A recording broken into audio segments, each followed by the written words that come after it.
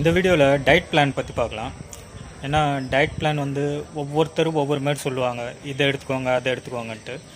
யாருக்கு எது செட் ஆகுங்கிறது நமக்கு தெரியாது. ஸோ உங்களுக்கு ஏற்ற மாதிரி இப்போ டயட் பிளான் வேணும்னா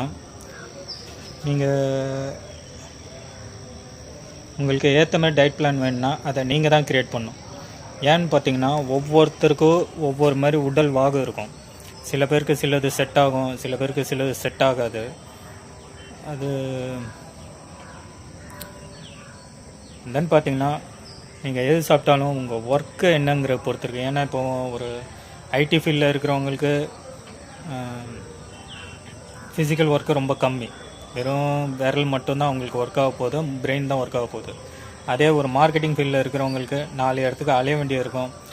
அவங்களுக்கு உடம்புல டெம்பரேச்சர் அதிகமாக இருக்கும். ஏன்னா அவங்க வெயிலில் போயிட்டு வரணும், அதனால டெம்பரேச்சர் ஏறும். அதுக்கு தகுந்த மாதிரி அவங்க டயட் எடுத்துக்கணும். இதே மூட்டை தூக்குறவங்க இருக்கிறாங்க, இந்த மாதிரி ஏசிலேயே ஹார்ட் ஒர்க் பண்ணுறவங்க இருக்காங்க. ஒவ்வொருத்தருக்கு ஒவ்வொரு பாடி டெம்பரேச்சர் இருக்கும். அவங்கவுங்களுக்கு தகுந்த மாதிரி தான் டயட் எடுத்துக்கணும். ஸோ காமனாக டயட்டுங்கிற மாதிரி எதுவுமே கிடையாது. நீங்கள் உங்களுக்கு எது பிடிச்சிருக்கோ, எது செட் ஆகும்னு நினைக்கிறீங்களோ அதை சாப்பிடுங்க. அதுதான் இருக்கிறதுல பெஸ்ட்டு டயட்டு.